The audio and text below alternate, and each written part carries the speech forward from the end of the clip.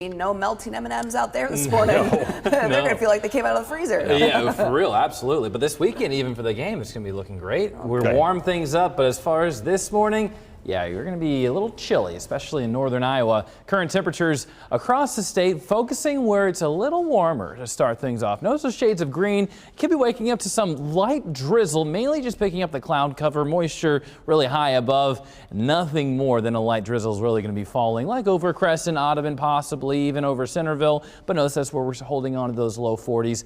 Farther north, more of those upper 20s, even around 28 in Hampton, Clarion, 27 in Webster City currently, and still holding on to those upper 20s towards Algona and Estherville. So yeah, it is definitely a much cooler start in some spots this morning compared to what we had yesterday morning, but also a little bit warmer in some others just because that cloud cover acts like a blanket overnight. Doesn't allow these temperatures to drop very much.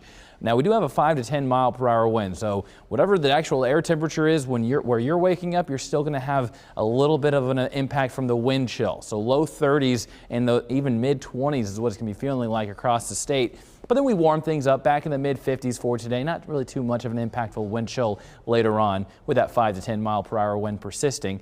But notice the better chance for the freeze is farther north as we fast forward past this afternoon going into tonight into tomorrow morning. Well, now we're looking at that dark shade of purple across the entire state. So we are expecting to have that freeze. You want to undo the hose, so you don't want to have any type of freezing inside the pipes as it gets in the house, because that's when you really have those issues.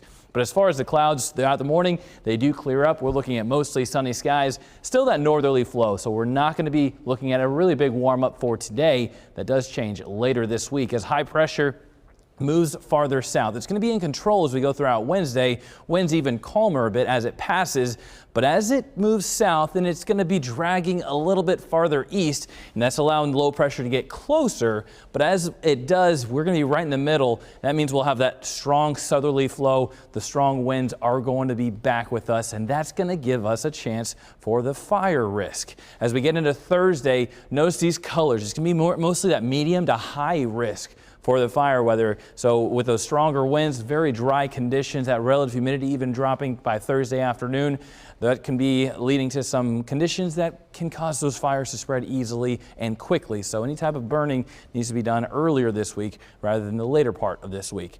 With mid 50s for highs today, not too much of a warm up, but a lot like we had yesterday.